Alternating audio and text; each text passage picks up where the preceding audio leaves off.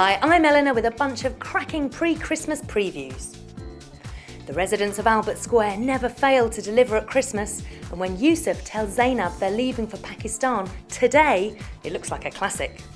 But a desperate Zainab loses her passport, so Yusuf is forced to return home, but snatches Camille away, telling her it's time she learned obedience.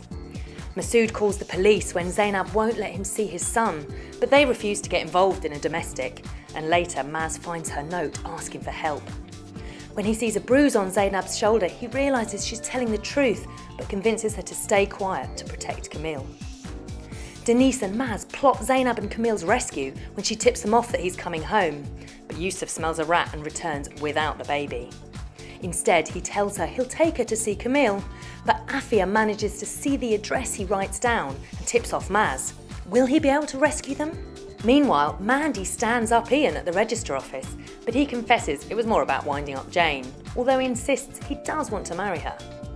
And Ricky sadly tells the family Bianca might not be out in time for Christmas, but suddenly she turns up at the school concert, complete with a black eye.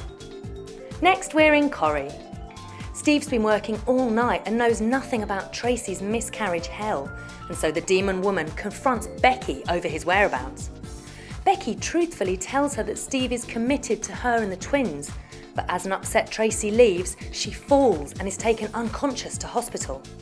Steve races to the hospital and learns she's lost her babies, and Tracy sees an opportunity to do damage to her rival, lying that Becky pushed her.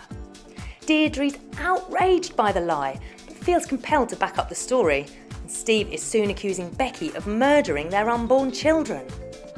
Becky begs Tracy to tell the truth and promises she'll leave forever, but Hayley and Roy try to persuade her not to leave, though she later overhears Hayley wondering if she can be believed. Ches becomes the Christmas Grinch when the needles on his trees fall off, so he has to take a job as an elf at a garden centre to make the cash back.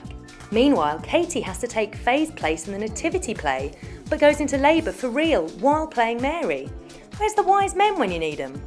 Well, elves Ches and Gary race to get to her and are forced to pinch a couple of bikes.